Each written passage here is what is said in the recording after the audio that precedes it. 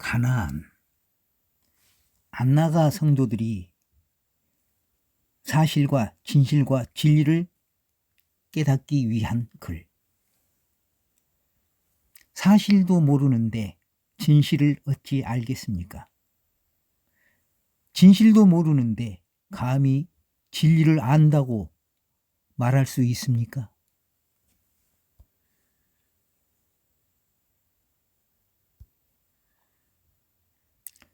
트럼프, 푸틴, 시진핑, 김정은, 윤석열, 전광훈,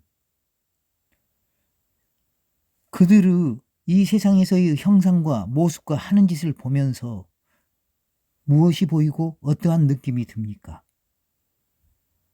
뭔가 이상하고 기괴한 느낌이 들지 않습니까?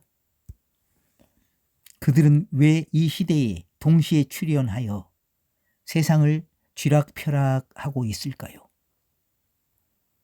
이율배반적이기도 하고 언밸런스하기도 하고 일반적이고 상식적으로 공정하지도 않고 정의롭지도 않은 것 같습니다.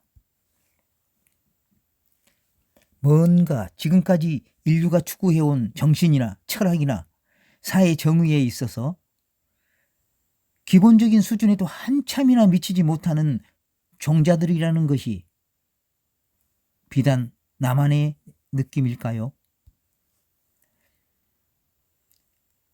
그러나 그 비밀은 의외로 간단합니다. 이 세상의 어둠의 지배자들이 이 세상을 영적으로, 정신적으로, 그리고 정치, 경제, 사회, 문화적인 모든 질서와 조직을 뒤집어 벗어 재편하고 싶은 것입니다. 표면에 보이는 것만 보면 정말 이래도 되는 것인지, 인류가 추구해왔던 가치의 정체성이 완전히 싸구려 도매금으로 처박히는 느낌을 받지 않습니까? 그렇습니다. 그걸 보는 자신까지도 같이 혼란스럽고 흔들리는 것이 정상입니다. 그들을 보이는 그대로 볼 수밖에 없는 것이 이 세상에 속한 사람들입니다. 그러나 진실로 물과 성령으로 거듭나서 하나님 나라에 들어간 사람들의 눈에는 그것이 이상하지 않을 것입니다. 표면은 꼭두각시일 뿐 이면에 있는 그들의 아비요, 그들의 주인이요, 그들의 진짜 왕이 다 보이기 때문입니다. 그들에게 그 자리를 주고 세워서 그 모두를 조정하는 그가 진짜 세상 임금이고 세상 신이고 세상 하나님입니다. 이전까지는 그 섭정을 드러나게 하지 않았지만 지금 이때에 이렇게 노골적으로 자신을 드러내는 것은 이 세상이 결코 보지도 듣지도 깨닫지도 못하는 하늘의 변화가 있음을 하나님 나라에 들어간 사람들은 감지할 수 있습니다. 깨어 있어야 합니다. 때가 악하니 영안을 넓히고 하나님 나라를 굳게 하시기 바랍니다. 죄와 죄에 대한 개념의 정립, 세상 죄와 세상 너머 하늘의 죄, 세상 죄에 대한 입장과 시각, 불완전한 율법, 불완전한 신앙, 과정 속에 있어서 성숙하지 않은 진실과 생명의 흐름의 불완전한 사유, 불완전한 매듭과 완결, 하나님의 죄에 대한 정의는 죄사함 이전이나 이후나 변하지 않습니다. 죄사함을 받은 후에 여전히 피 흘리기까지 죄와 싸우고 있습니까? 누구와 싸웁니까? 누구를 죄로 정죄하고 있습니까? 당신이 예수님보다 더 높은 신입니까? 네가 누구간데 네 형제를 공박하느냐는 말입니다. 시편 50편 16절 악인에게는 하나님이 이르시되 네가 어찌 내 율례를 전하며 내 언약을 네 입에 두느냐. 네가 교훈을 미워하고 내 말을 네 뒤로 던지며 도적을 본즉 연합하고 간음하는 자와 동류가 되며 네 입을 악에게 주고 네 혀로 괴사를 지으며 앉아서 내 형제를 공박하며 네 어미의 아들을 비방하는도다. 네가 이 일을 행하여도 내가 잠잠하였더니 네가 나를 너와 같은 줄로 생각하였도다. 그러나 내가 너를 책망하여 네 죄를 네 목전에 차례로 베풀리라 하시는도다. 하나님을 잊어버린 너희여, 이제 이를 생각하라. 그렇지 않으면 내가 너희를 찢으리니 건질 자 없으리라. 회개의 정의와 자백의 정의. 회개는 일생일대에 딱 한 번 하는 것입니다. 도대체 주일이 왜 일요일이고 그날 왜 교회라는 곳에 모여서 매주 회개를 합니까? 회개가 무엇인지 모르니까 주일마다 회개하라 외치고 있는 것 아닙니까? 자백은 은혜를 상기하는 것입니다. 회개든 자백이든 죄 사해 달라고 비는 것이 아닙니다. 그것은 종교와 그 종교의 대가리가 그렇게 해서 챙기는 이득과 혜택 때문입니다. 종교의 수장들이나 종교를 빙자해서 남의 나라를 침략하여 죽이고 강탈하고 강간하고 수탈하고 빼앗은 선진국들이나 똑같습니다. 전리품과 이득과 혜택 때문이지요. 하나님을 이용하고 종교를 이용하고 신앙을 이용하여 얻는 혜택과 떡고물 때문에 그들의 모든 삶과 인생과 정신을 다 바치는 것 아니겠습니까? 종교의 지도자들과 식민지를 개척한 소위 선진국의 지도자들이나 하나님 보시기에는 똑같습니다. 그들의 마음에 생각하는 바가 항상 악할 뿐임을 보시고 세상에 사람 지으셨음을 한탄하시는 하나님을 기억하셔야 합니다. 물론 그들은 우리 인류 전체에 일그러진 자화상이라고 할 수 있습니다. 하나님을 외면하는 자는 스스로 바로 자신이 그 악한 자라는 것을 잊어서는 안 됩니다. 멸망하는 자가 될 것인가? 자신의 영혼을 구원함에 이르는 믿음을 가진 자가 될 것인가는 누가 되었든지 스스로의 선택입니다. 자백은 누구에게 어떻게 하는 것인가? 기도를 어떻게 하셔야 합니까? 은밀하게, 오직 은밀한 중에 계시는 하나님 아버지에게 하는 것입니다. 그래서 종교가 만들었습니다. 그래서 은밀하게 하나님 아버지의 아들 예수님의 대리자 하나님의 아들 교황은 물론이거니와 추기경 신부 등이 은밀하게 고해성사라는 참남한 결의와 규정을 만들었습니다. 고해성사. 그게 사람이 만든 것일까요? 그들의 아비의 지혜가 아닐까요? 그 가증한 종교에서는 죄를 지은 사람은 누구나 고해성사를 통해 용서를 받았습니다.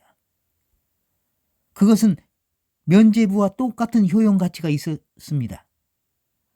고해성사를 통한 정보는 종교가 교인들의 생사 여탈권을 거머쥐었다는 얘기입니다. 종교가 이용한 회개와 자백으로 족쇄가 채워진 교인들은 아무도 교회가 추악한 짓거리와 사악한 요구를 해도 따라야만 했습니다. 말을 듣지 않으면 하나님의 대리인을 거역하는 악마의 자식들이 되고 마녀들이라고 고문하고 찢어 죽여도 감히 반기를 들지 못하게 됩니다. 그것들이 하나님과 참으로 관계가 있을 거라고 생각하십니까? 이 말씀을 외면하고 싶으면 외면하십시오. 초록은 동색이고 가지는 개편인 것을 하나님이 어찌 모르리요. 모든 것은 하늘 앞에 다 드러나 있습니다. 감추인 것은 드러나지 않을 것이 없고 덮여 있는 것은 나타나지 않을 것이 없습니다. 예수님의 죄에 대한 자세, 정죄하지 않으신 대상과 정죄하고 책망한 대상, 종교와 제국, 권력과 신의 결합, 천지를 창조한 하나님을 전파한다는 명분으로 온 세상을 침략하여 정복한 제국의 종교가 하나님과 아무 상관이 없다는 것을 간단하게 검증하겠습니다. 이유는 그들의 종교가 전파되고 전도가 되어서 나라나 도시나 마을들과 민족이나 족속들이 개종을 하였다면 그들은 이제 식민지가 아니라 형제 자매요, 하나님의 사랑과 영광을 나누는 하나님 나라로서 동반자가 아니겠습니까? 그렇다면 약탈도 수탈도 속박도 없어져야 하는 것 아닌가요? 그렇게 했다는 나라가 단 하나라도 있습니까? 로마 가톨릭과 거기서 파생된 수많은 하나님의 이름을 내세워 분열되고 나뉘어서 온 세상을 노략질한 나라 중에서 그렇게 하나님의 뜻과 구제와 은혜를 나눈 교황이나 황제나 왕들이 있습니까? 하나님과 예수님을 표방한 종교가 인류에게 저지른 모든 죄악과 범죄들은 하나님과 아무 상관없는 어둠의 세력을 잡은 자들과 그 나라에 속한 악의 영들의 일입니다. 누구든지 그러한 종교와 나라에 속해서 하나님과 예수님을 들먹이는 자는 현저히 하나님을 모욕하고 대적하는 자라는 것을 명심하셔야 합니다. 바울은 그리스도에 대한 모든 성경의 내용을 하나하나 발췌하여 그리스도를 설명할 수 있었습니다. 그러나 그는 이 세상에 사람의 육체를 입은 그리스도의 삶을 설명하고 가르쳐 줄 수는 없었습니다. 왜요? 바울은 몰랐으니까요. 알 수도 없었고 알 리도 없었으니까요. 그래서 바울은 그리스도인의 삶을 성경으로 가르칠 수밖에 없었던 것입니다. 엄밀히 말하면 성경도 아니고 유대교의 바리새인으로서 바리새 최고 학부를 나온 유대교의 지도자로서 그가 배우고 받아 알고 있는 결의와 교훈들로 가르칠 수밖에 없었습니다. 그러나 그것은 이미 예수님께서 누룩이라고 규정하고 정의 내린 교훈들이었음을 바울이 알 리가 없었죠. 그때의 그리스도 사람은 오직 예수님밖에 없었습니다. 그러므로 예수님의 부활 승천 이후에 그리스도 사람의 삶을 얘기해 줄 수 있는 사람은 예수님과 3년여를 동행하며 동고동락한 제자들과 사도들 외에는 가르쳐 줄 수 있는 사람들이 없었습니다. 예수님과 자주 술자리를 함께하고 초대를 받아 맛집도 가고 때로 형편이 없을 때는 디립다 굶기도 하고 목말라서 물을 찾고 피곤해서 백고물에 기대어 잠을 청하기도 하고 똥 싸고 오줌 싸러 가는 것도 보고 누구를 더 편애하기도 하고 혹은 아끼기도 하고 때로는 화내기도 하시고 욕하기도 하시고 어떤 사람들은 애써서 외면하기도 하시고 누구는 다독여 주기도 하시고 찬바람이 쌩하고 불기도 하시고 아이들을 좋아하고 정해놓은 규칙도 때로는 어기기도 하고 자유로우면서도 엄격하고 모두가 예를 차릴 때 예를 무시하기도 하시고 상대의 지위 고하를 가리지 않고 뻘쭘하게 하시고 한없이 자유롭고 무섭게 책망하시기도 하셨습니다. 어디 그뿐이겠습니까?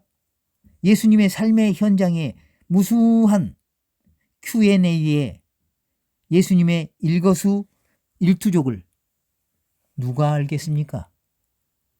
그리스도인의 삶은 성경에는 나와 있지 않습니다. 그래서 그 삶의 응답을 보고 들은 자들 밖에는 그대로 얘기해 줄 수가 없는 것입니다. 당연히 바울은 예수님의 말씀을 직접 들은 적이 없었습니다. 바울이 예수님에 대하여 들은 바는 다음과 같았습니다. 나사렛 시골에서 홍기가 지났는데도 장가를 못 가고 목수질이나 하던 촌놈이 귀신이 들려서 마술로 사람들을 호리고 하나님을 친아버지라고 신성모독을 하면서 율법도 안 지키고 안식일도 어기고 하나님의 말씀을 맡아 하나님의 백성들에게 성경을 가르치는 율서바인들을 마귀 자식이니 뱀들이니 독사 새끼들이니 저주를 하고 다니는 미친놈이라는 것입니다. 술 먹는 걸 좋아하고 맨날 양아치들과 죄인들과 어울려 다니면서 성경의 가르침을 왜곡하여 하나님 백성을 미혹하는 이단의 괴수라고 알고 있었습니다.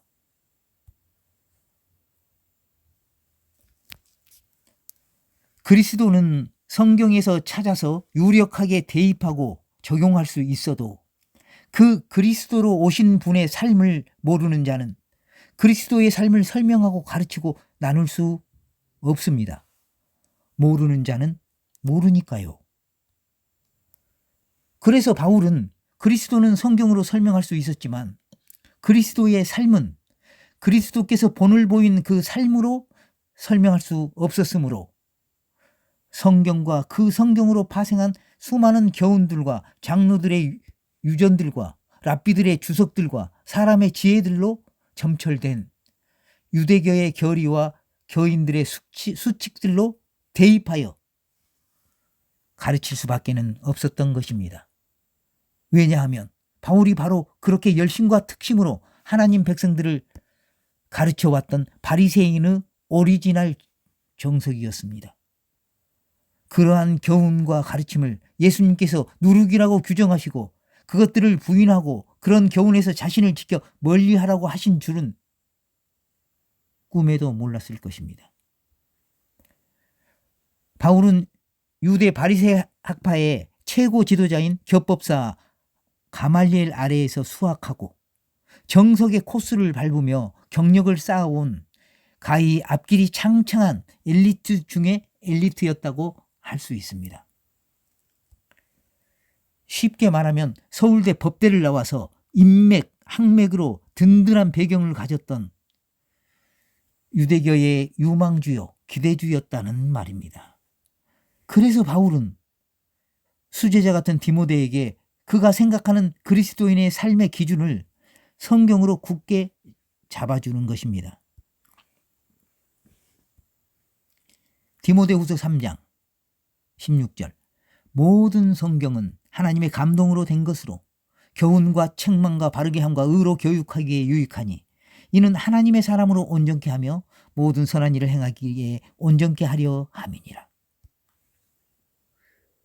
그 외에도 수많은 서신 속에 교회들에게 가르치고 권면한 것은 하나님 백성이라는 유대인들을 가르쳐 온 유대교라는 종교의 체계를 교회인 그리스도인에게 맞추어 그리스도인은 어떻게 살아야 하는지 재해석하고 편집하여 권고한 것입니다.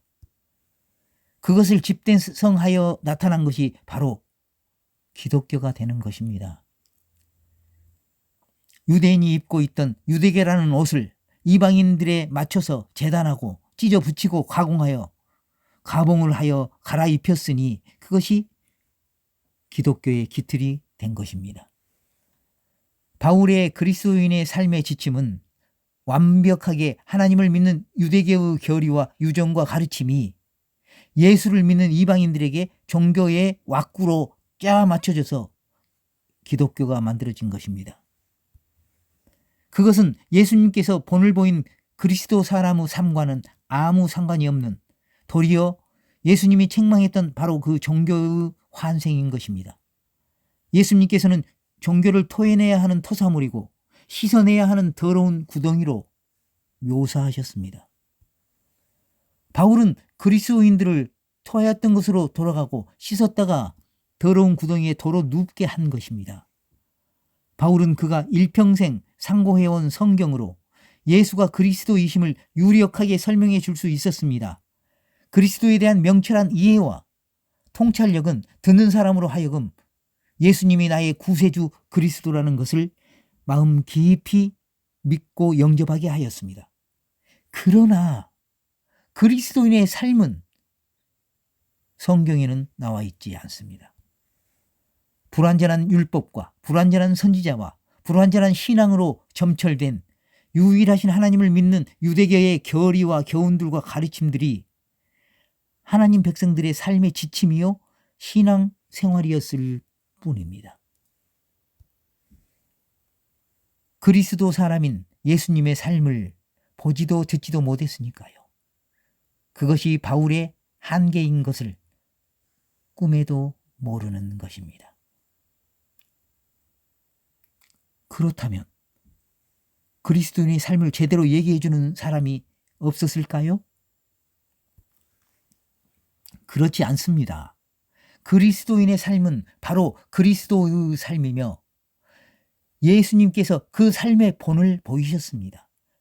예수님과 함께 동고동락했던 사도들과 제자들이 그때는 몰랐지만 보혜사 성령을 받고 나서 과정의 시간들을 거치면서 그리스도 사람으로 사는 실제를 하나하나씩 깨닫게 되었습니다.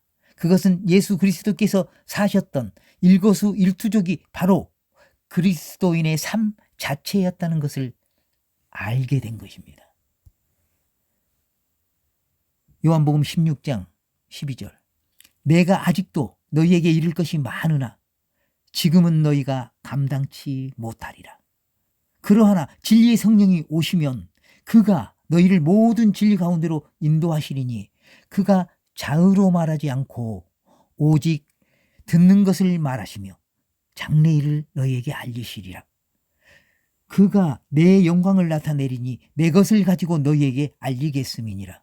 무릇 아버지께 있는 것은 다 내 것이라. 그러므로 내가 말하기를 그가 내 것을 가지고 너희에게 알리리라 하였노라. 진리의 성령이 오셔서 진리 가운데로 인도하실 때에 새로운 것을 자의로 말하지 않고 오직 듣는 것, 곧 예수님의 것을 말하시며 장래일, 곧 너희에게 실시간으로 일어나는 일을 너희에게 그 일이 무엇을 말하는 것인지 알려줄 것이라는 겁니다. 내 것이 무엇입니까? 아버지께 있는 것은 다 내 것이랍니다. 그게 무엇입니까? 내 진리와 생명입니다. 적어도 이 세상에서는 아버지께서 예수 안에 계셔서 일러주신 진리의 말씀을 가리키고 있습니다. 너희가 내 안에 거하고 내 말이 너희 안에 거하면 무엇이든지 원하는 대로 구하라. 그리하면 이루리라. 너희가 내 말에 거하면 참 내 제자가 되고 진리를 알지니 진리가 너희를 자유케 하리라. 이로 보건대 보혜사 성령께서는 임으로 뜬금없는 새로운 메시지를 전하지 않습니다. 예수님의 말씀으로 진리 가운데로 인도하시고 각 사람의 상황에 따라 실시간으로 일어나는 일, 그 장래일이 무엇인지 예수님의 말씀으로 깨닫게 알려주신다는 말입니다. 예수님께서 사도들과 제자들에게 이르지 않았고 예언하지도 않은 일을 사도들과 제자들 모르게 뜬금없이 공중에 나타나서 나는 예수다, 내가 새로운 메시지를 전하겠다 하는 이런 일은 없다는 것입니다. 예수님께서 못내에 3년을 동행했던 사도들과 제자들이 못 믿어워서 또 다른 용병을 골라서 하늘의 별똥대를 만드신다는 건가요? 예수님께서 승천하실 때에 승천하신 그 모습처럼 그렇게 다시 오신다는 흰옷 입은 사람들의 말은 무엇이 되는 것인가요? 또 예수님께서는 보혜사 성령을 각 사람에게 보내사 모든 것을 가르치시고 예수께서 말한 모든 것을 생각나게 하신다고 하셨는데 뜬금없이 성령을 제끼고 믿는 자들을 인도할 새로운 메시지를 왜 만들겠습니까? 그것도 하나님과 예수님과 아무 상관도 없고 오직 이 세상 제국을 차지하기 위해 혈안이 되어 있는 로마의 장군에게 왜 예수님께서 갑자기 나타나서 내 말을 따르면 천하만국을 주겠다고 하시겠습니까? 그리고 그런 자들에게 하나님 나라의 왕권과 통치권을 주고 새로운 메시지인 성경을 만들게 하신다고요? 하나님께서? 예수님께서? 왜요? 도대체 예수님께서 왜 그렇게 한다는 겁니까? 로마 카톨릭이라는 종교를 만들어서 전파해야 하나님과 예수님의 뜻을 이룰 수 있어서요? 어떤 사람들은 바울이 없었으면 어쩔 뻔했냐고 합니다. 성령도 예수도 하나님도 모르는 고로 오해한 것입니다. 바로 그런 말이 성령을 회방하고 거역하는 것입니다. 이 세상과 오는 세상에서도 용서받을 수 없습니다. 사도들과 제자들이 성령을 받고 예수님의 영광을 전했습니다. 천국 복음을 전한 것입니다. 모두가 성령을 힘입어 순교를 당하고 육신의 수명이 다하는 날까지 복음을 담대히 전했습니다. 그런데 말입니다. 세상신 세상 하나님도 쉬지 않고 그의 가라지를 뿌렸습니다. 바야흐로 세상 임금 사단 마귀가 준동하는 때입니다.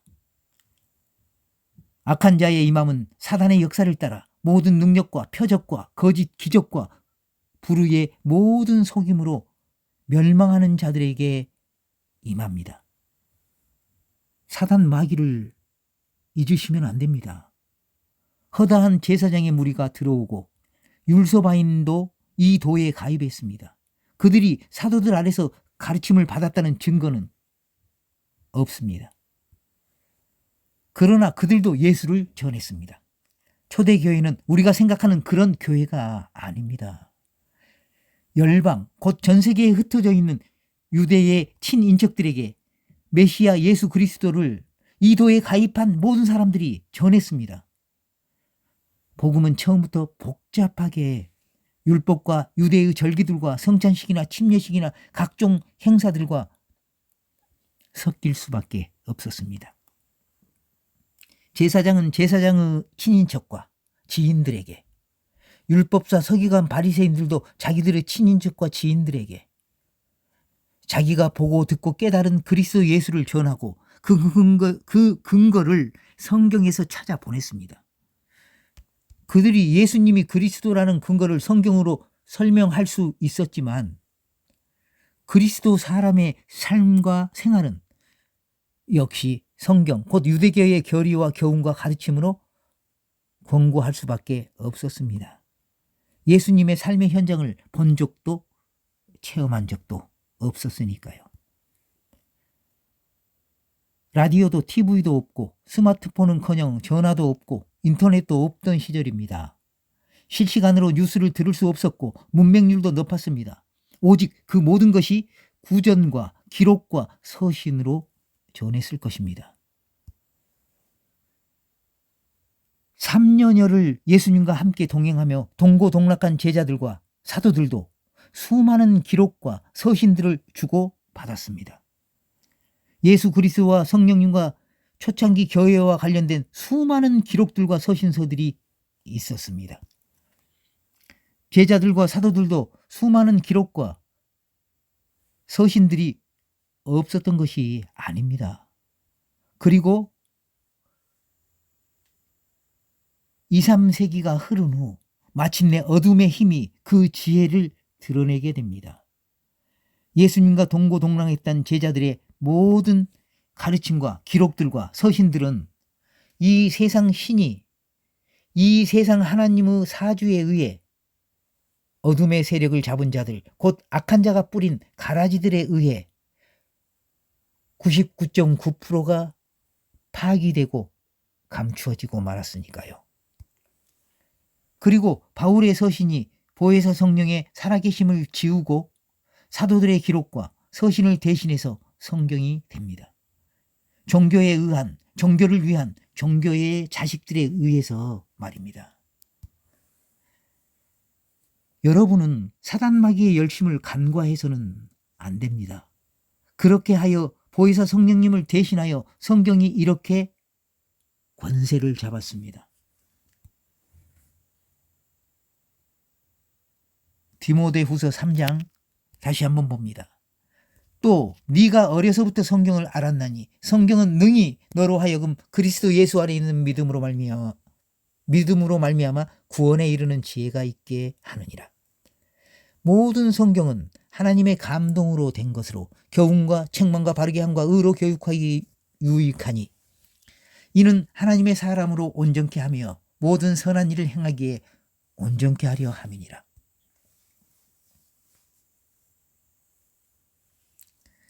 사도들과 제자들이 3년여를 예수님과 동고동락하며 예수님의 말씀을 들었습니다.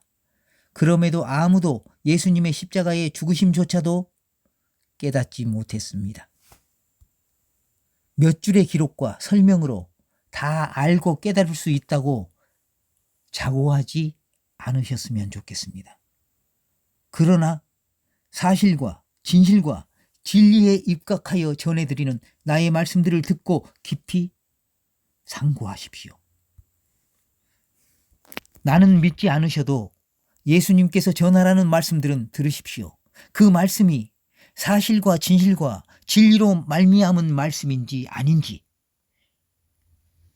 하나님의 형상과 하나님의 모양대로 지은 당신의 마음과 생각으로 따져보고 점검하십시오. 그러면 영과 진리로 예배하는 자가 되실 것을 확신합니다. 아버지의 뜻에 따라 예수님의 사랑으로 창세전에 예정하신 신의 반열에 올라 하나님의 자녀가 되는 권세를 누리시기 바랍니다.